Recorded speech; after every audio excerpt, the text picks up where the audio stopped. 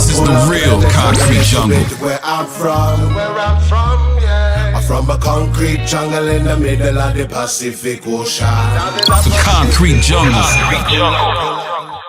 Welcome to the Concrete Jungle Podcast, in-depth artist interviews, where we'll be diving a little deeper with some of your favorite artists from all around the world and introduce you to some dope people you never knew you needed to know. Shout out to Island City Media Group for bringing you the Concrete Jungle every Wednesday, 8 to 10 p.m. California Fresh Coast time. Make sure y'all download Dash Radio app, streaming live music 24/7. Yo, so tonight in the Concrete Jungle, for the first time, we got a West Coast hip-hop artist straight out of the OC, Santa Ana, California, 714 stand-up. Please welcome to the Concrete Jungle, my Us, CYRUS, up in the building, yo, USO. The concrete jungle. Chilling, my Us. Yo, so, Us, before we get started, yo, how you doing? How's everything going? Oh, man, I'm cool and loose, just maintaining. That's what's up. How you been doing throughout this whole pandemic, all this shit going on? Just adjusting just a little bit, but I was glad to, still be able to keep my job, so I can pay these bills, put food on the table. So, yeah, I was blessed. That's a blessed, fortunate thing for a lot of us here that we're able to still keep working, making money throughout this whole time. For everyone out here who's barely getting a chance to know you, go ahead and introduce yourself. Give us a little bit of some background, who you are, where you come from, and all of that stuff. Oh, yeah. My name is CYRUS. I was born in San Bernardino, but raised in Santa Ana. Been there like my whole life. I'm a hip hop artist. I started rapping like when I was 11. I'm 28 now, about to turn 29. So it's been a minute. I've been rapping for a while, but yeah, just trying to make some feel good music. Trying to keep it going. I know I slowed down from when I started, but I'm trying to keep it going this time. Hey, that's what's up. So, born and raised up in Cali, Southern California. Give us a little bit some insight, yo. So what's it like growing up in Santa Ana? Oh man, so straight, like as soon as I moved to Santa Ana, I was in the hood. So that's all I knew. All I knew was hood. And like I'm from 3rd and Shelton too, so it was right across the street from the county jail. So dudes was just getting out and then walking straight back into the hood. And like dudes was acting a fool, like they didn't care at all. But yeah, like growing up, like it was regular. I didn't know it was the hood or it was just regular to us. So, growing up and then, reminiscing and then looking back and then you're like, damn, like, hey, shit was wild. Shit was wild back then. But when I talk to the young folks like about them, like, man, hey, growing like we were on the block and they're like, yeah. I'm like, hey, man, it was wild back in the 90s. But it was cool growing up, man. It was, I wouldn't, change it for nothing. So that's pretty dope right there. What do you think's one of the biggest misconceptions about growing up in Orange County? So there's like two sides to it. So when you tell somebody from the OC, they immediately think Laguna Hills, Laguna Beach. We living good. They like the nice side about it. And I was like, and then like when I meet folks and I say I'm from Santa Ana and they're like, oh, where's that at? I'm like, well, it's like that part of LA they just dropped in the middle of Orange County. And then when I meet other folks from Orange County, like especially here now that I'm in Vegas, and they'll be like, oh yeah, I'm from Newport Beach and Huntington Beach, and I'll be like, oh yeah, I'm from Santa Ana, and they just give me that look like, oh okay, like they give us that look, but they know what's up. They're like, we didn't go past that part of the 55 freeway. Yeah, man, they're like, it's like the furthest we got to was Costa Mesa. That's Santa Ana, right? Right. That's real shit. Yo, so growing up in OC, you know what I'm saying? You said you started about at the age of 11. Yeah. Doing music or getting into just rhyming? Just writing. So like the way that started out, like we all did this. Like, you remember started writing at 11? Yeah. Take us through that. What was going on at that moment? All right. So like in personal life, I didn't really have like my folks around, like as far as like my parents. My pops was locked up, and mom's was, just out and about. So, my grandparents really took care of me. So You know those black and white composition books we used to get. Everybody got them in school. So my teacher, she thought like, oh, you should write like a journal.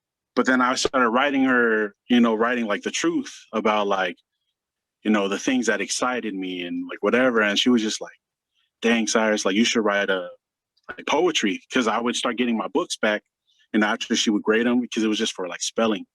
And then after she would grade them, like I would come back and there'd be like tears on my papers. And then she would tell me like, you need to start doing poetry. I started doing poetry, and I wasn't really good at it. And then after that, it just became like lyrics. And at that time, the freaking that 8 Mile movie came out with Eminem. Right. And I was just like, yo, like I kind of relate to what he's going through. So I started writing. Like it's a lot different from, I grew as far as a writer, but like, that's how I kind of like, planted my seeds with the music thing. Yeah, that's pretty interesting. That's dope right there. Where do you think that came from? Was that just naturally just something about you, or do you have a musical family, musical background before that all started? Oh yeah, I come from like a really big musical family. Like it was like my extended cousins are like the dudes from like Common Kings, like their grandmother. Yeah, so JR, the lead singer, his grandmother and my grandfather are brother and sister. Like we come from a really like big music family, but like nobody really stepped up and was like, let's just try this music thing out. It was the typical, let's do football or whatever. And my thing was like, nah, I want to draw. I want to write, lyrics. So we kind of, like I come from like a big like music family, but there's only so few of us we actually, want to take that chance and go for the music thing. That's dope, man. Shout out to the Kings, yo. Straight out of the OC. You know what I'm saying? Right. Everybody knows Common Kings. You know what I'm saying? Yeah. And if you talking about that's your bloodline, I know. You know what I'm saying? That it's definitely instilled within the the gene pool. Yeah, yeah. So so like when you are pursuing music in regards to like maybe a certain project, a certain song, it might be for the time being. Where do you pull inspiration from? Man, it comes from everywhere. Like the big thing is like it comes in spurs. Like it'll be one day where I can't write at all, and then the next day I can write a whole album. Like it's I as far as like my content, like I kind of just keep it real, like with life stuff. Things that I know, like the big homies, my OGs, or like the family, like they can bob their head to. So that's pretty like my main thing is the family. So that's what's up. You mentioned growing up and Pops was caught up in the system. Could we talk about that a little bit? Oh, yeah, How was that growing up? Oh man, so it was regular, like him going in and out. It didn't seem like much, because growing up, like all of the big homies are my uncles and stuff. Like they were all always going in and out, but it was just like a regular thing. It was like them going to school and coming back out. So, but it got to the point where he did his thing, and then he ended up getting sentenced to like 10 years, and then they ended up knocking it down to 8 years and 8 months. And so as time goes on, kind of when you're a kid, like when you need him the most and he's not there, so you look up to your uncles, and then you look up to my grandpops. That's who I call dad. And then they're the ones who kind of steered me in the right direction. They kept me kind of in a straight and narrow path. But I did have my moments where I was veering off. But I guess you can say it's a way of me learning on my own. But yeah, like it affected me a lot. But I don't look at it negative. Like that's still my pops. I love him to death. I talk to him like every day. So nice. Yeah. Nice. So it sounds like it definitely helped you kind of craft you as an artist also with that experience. Right. Oh yeah, definitely. That's what's up. So Pops is pretty much served his time, obviously, and he's out and about, right? Yeah, well, he's back in Samoa. Nice. Gotta So go I back to told the him, homeland. You know what I'm oh saying? man, yeah. So I told him once he got out and he ended up in Samoa, I was like, man, that's like the ultimate freedom. Like to come out here and pay taxes and they sent you back, and then and I never looked at it like that. I was like, man, you ain't got nobody to watch you. Like, but I was still able to go back and visit them and stuff, and got to see the homeland, like where our ancestors were from. And he was just kicking knowledge and letting me know, like, this is where our people come from. This is where our ancestors shed their blood, sweat, and tears for us to be alive, to walk this earth. But yeah, it was a blessing to even go back. Nice. When's the last time you've been back home? It's been a minute. It's been a minute, man. 05. I would say 05. 05. 05 is when I went, but I'm trying to go back now because I know I'll appreciate it more. Right. And I went back as a little kid. I just wanted to go to the beach, and I realized I was the only person on the beach because everybody in the village was looking at me like, "What's he doing? Like, why is he so happy? We live here. What are you doing?" Exactly. And they would just come kick it like, "Man, you really want to just jump in this water?" But nah, man, it was cool. I need to go back. I need to see the family. That's what's up, man. So, let's talk about this. Right now, are you? So, how old are you right now? 28. 28. Yeah. So nice. I know you. You had a recent track that dropped, and we're speaking about family, and there was a bar in there that stuck out to me. And I love that part. And you were saying something about half black and half Samoan kids. I'm trying to have that conversation. Yeah. I love that shit, Oos. Let's talk about that. You know what I mean? Is that something that you got going on right now, or is that like something in the future we're about to see? Oh, no, my girl's black. I'm saying, like, you got kids right now. Not yet. Okay. So I'm trying to have that conversation. So we're halfway there. Oh yeah, yes sir. That's what's up.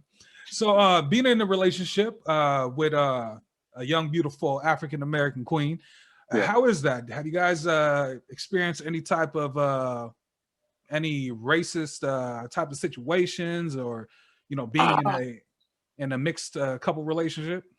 Nah, not at all. I thought it was gonna be that way, like bringing her around to the family. But knowing how mom's is, my mom's is in like her 70s now, and all she knows is whatever I love, she loves. So like everybody embraced her open arms. So now whenever I show up to a family function and she's not with me, and they start giving me a hard time about it. Like, hey, first, what you need to do is get back in your car and go pick her up and bring her here. You know how it is with Samoan families. Like, once you in, you're locked in. So, but be careful who you bring around. Yeah, exactly. Yeah. And like at all of my relationships, I never brought anybody around. But when I brought her around, like everybody knew, like, okay, it's serious. So, oh yeah, she's family all the way in. Like, as long as with my family, she's locked in. I feel it. I got a question. This is just random. Just a thought that popped in my head while we're talking about being in a mixed couple relationship, in a mixed race relationship. So do you feel like, you as a young Samoan man, do you feel like you're dating this young black woman? Do you feel that the Samoan family has to get to know and adjust to her coming into the family, or does she have to adjust and get to know the Samoan ways? I think it's like half and half. I let her know, like, what means more to our people. Like, not just my family, but our people. So, family, God, respect. That's it. That's all that matters. So she totally understands that. And then with my family, they're used to speaking a certain way, or just, coming off as it could be like offensive, or I let them know, like, hey, yo, like now, like my younger siblings or my younger cousins, like I let them know, like, hey, you out of pocket, like chill out with them. Like they'll be like, hey, my bad, Big Goose, my bad. And I'm like, yeah. But it's just an adjustment everybody needs to make. But they're doing well at it. My family, they really stepped it up. They surprised me, knowing from where we came from to now. So now it's just, like, I'm really glad to be a part of this family, to where they're ready to open up their arms to, like, pretty much all nationalities and stuff. But That's yeah, dope. That's dope. We definitely need to do that, especially 2021 nowadays. It's good to see that, we're able to have that conversation, because a lot of times in our community, it's not normal to talk about certain shit like this. It's not normal to kind of yeah. check the status of the conversation with the OGs, and like, hey, it's kind of like 2021 now. We can't keep doing shit like that. Yeah. So I feel it, and I commend you, Oos, because that's not an easy conversation to have in a Samoan household. Yeah. No. I was just thankful that I got to live this long, to where like I actually hold like significance in my family. So before, I used to sit at the table and I was be quiet. Yeah. But now it's like, all right, Cyrus, what do you think? So now I have a say so, like even to where everybody older than me is like, okay, cool.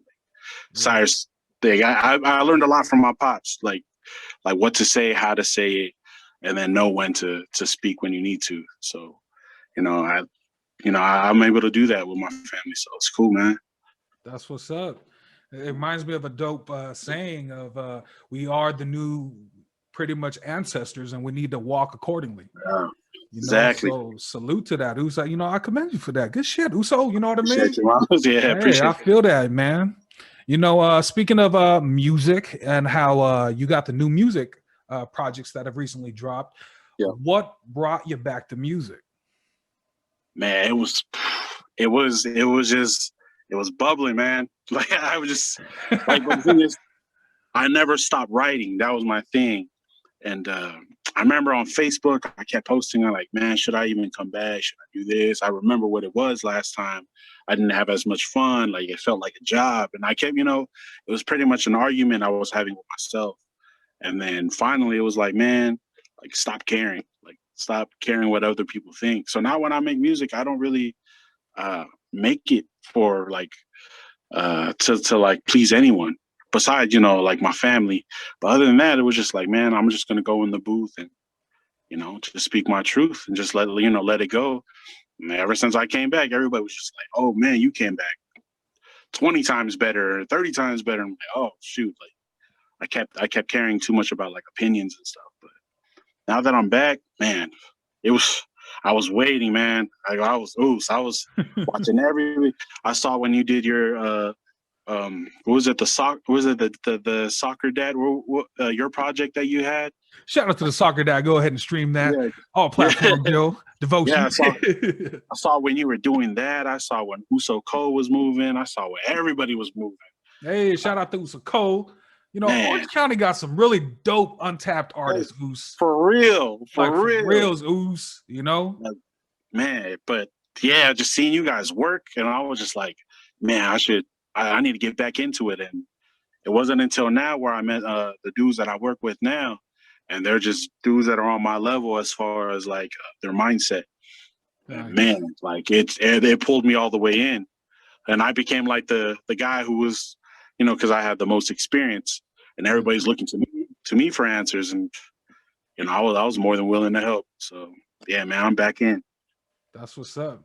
I think you realize sometimes, as an artist, when you do get older, especially, coming from where you saying starting at that younger age, you kind of you see the growth through the music and through, how far you've come. Once you see how certain things don't bother you anymore, the content has changed. And like I told you, when I heard your new project, I was like, Oos, you sound evolved. You know what I'm saying? You sound mature. You sound older. You know what I'm saying? Like, that's dope shit, wiser. You know what I'm saying, Oos?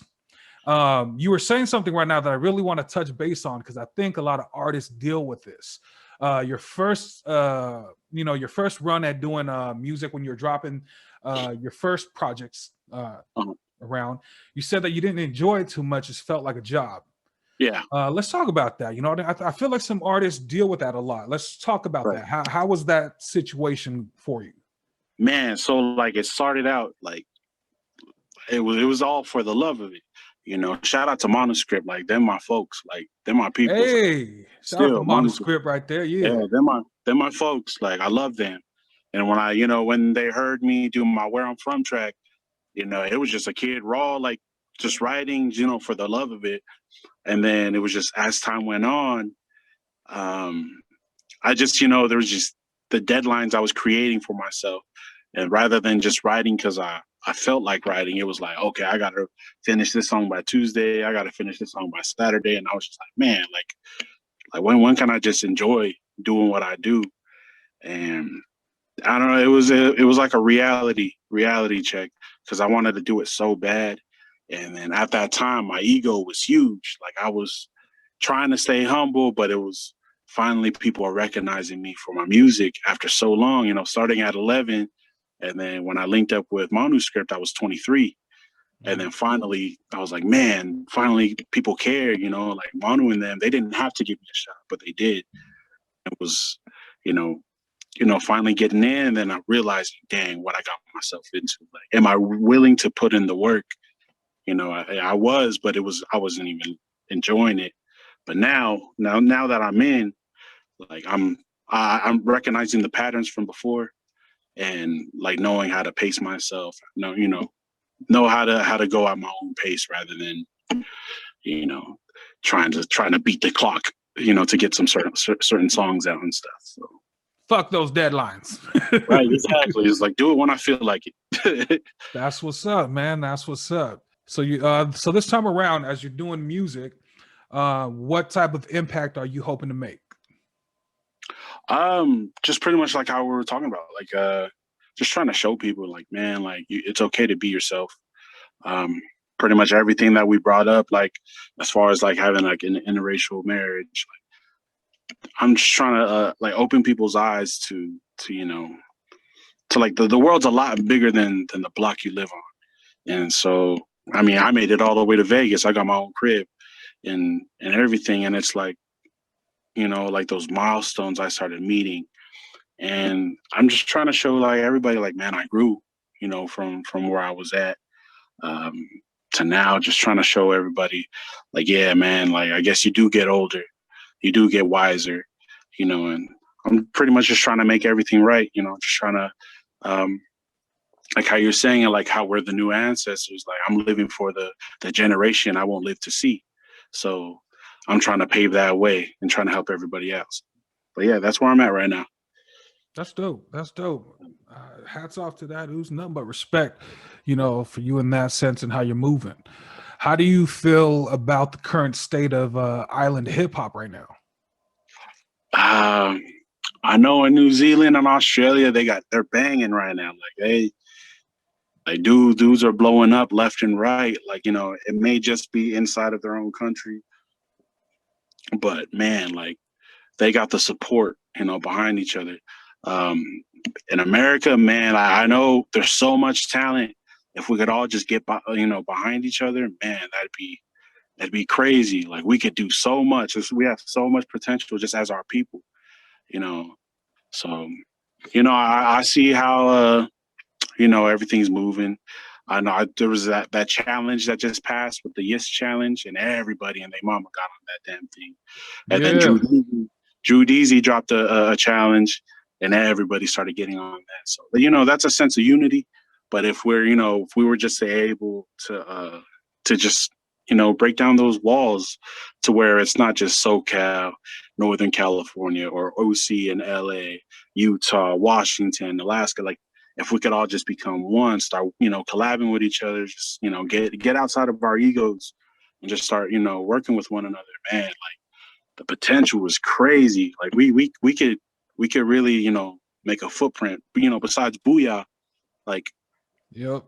everybody only knows Booyah, Common Kings, J Boog, like, we could all be Booyah, J Boog, and Common Kings, like if we could all just work together. So, man, if we could do that, man, that'd be a dream come true.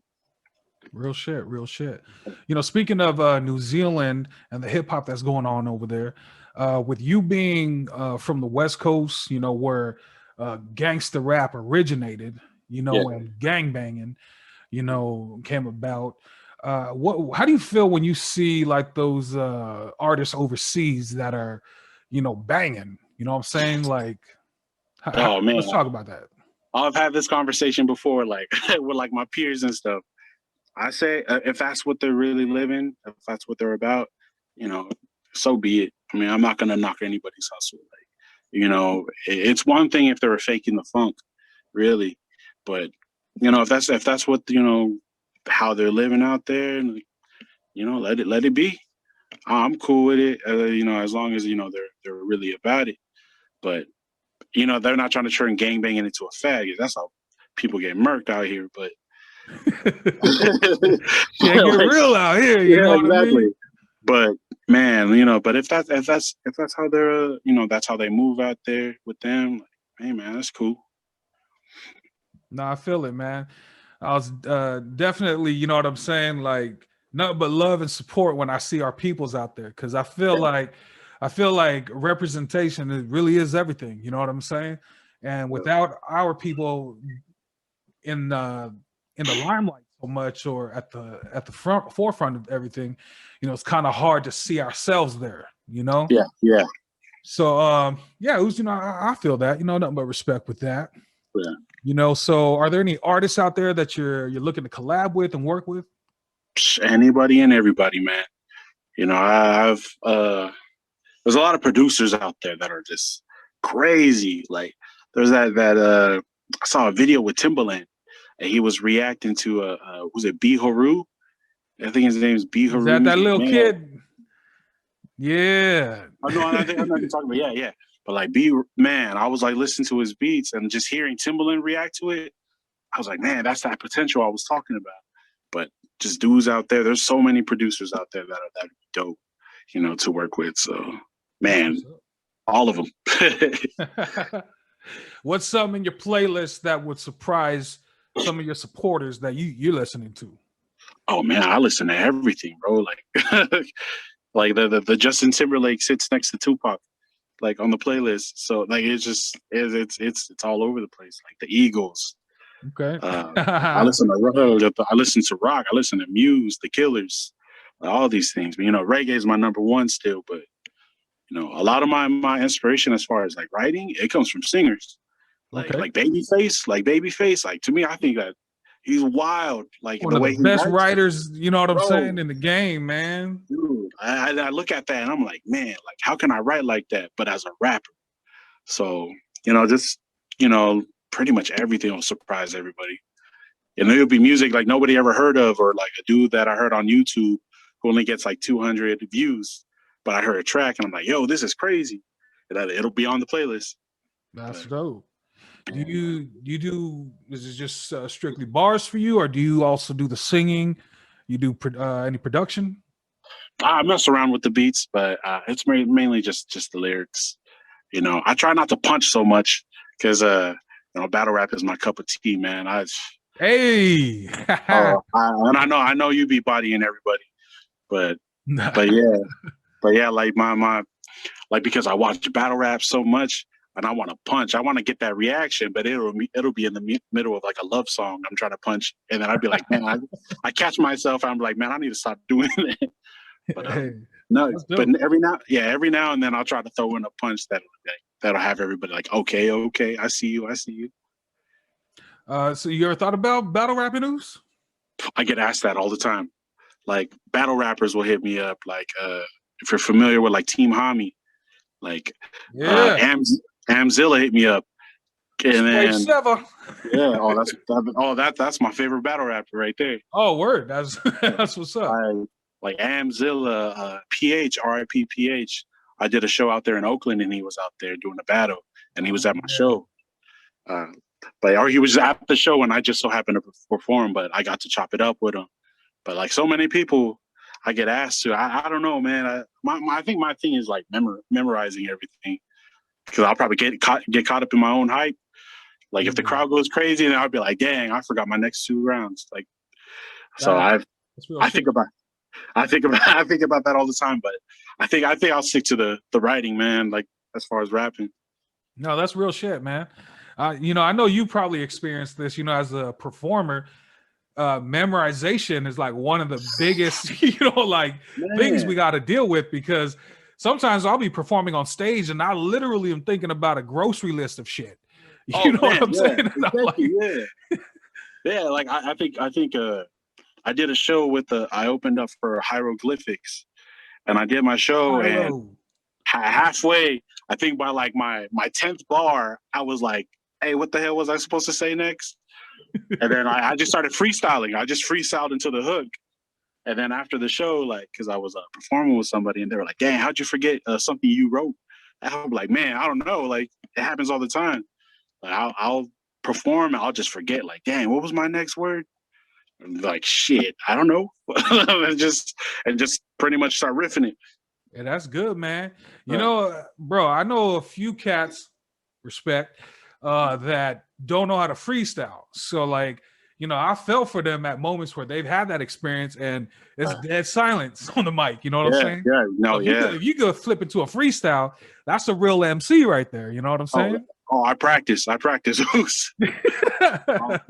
Even like with it wouldn't even like be a cipher, but like the way I used to practice, like we'd be like, say if me and you were in just riding around and a beat comes on, I'd be like, hey, every 10 seconds, throw me a word. And I'll just start, you know, try to pick it up, or because that'll, you know, keep me sharp.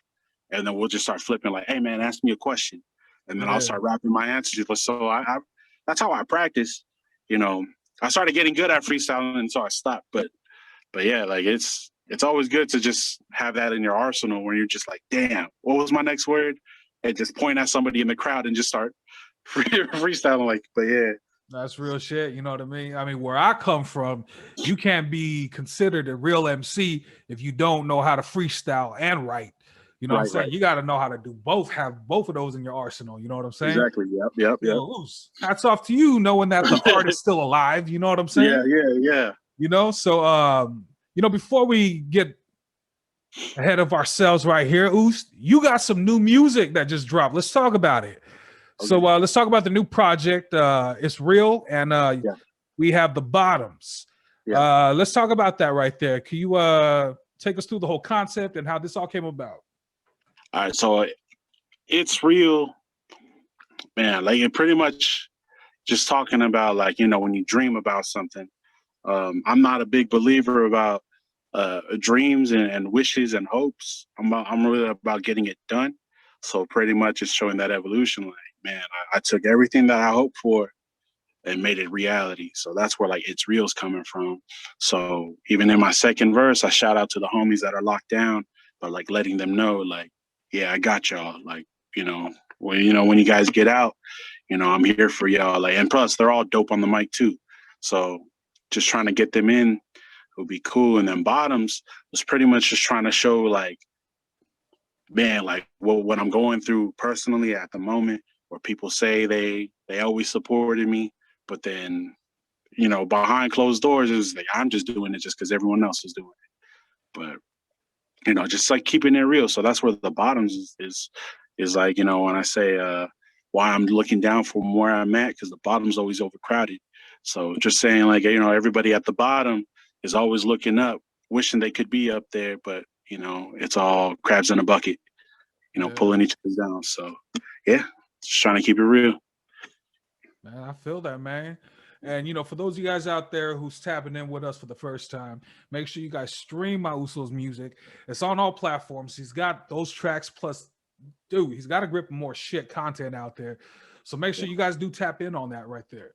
I will say this, man, that It's Real track, that one hit for me, man. I appreciate you. And that's the one I was like, yo, Us, you sound different. You sound really evolved as an artist, from hearing you from the first time. Yeah. And it's crazy, man. As I was kind of doing some research, just kind of brushing up, I came across one of your first videos, you know what I'm saying, with the manuscript artist, Blue Diamond. Shout out to Blue Diamond. Yeah, oh yeah, the cruising. Like, wow, Uso, you look young as fuck up in there. I'm like, dude, wow.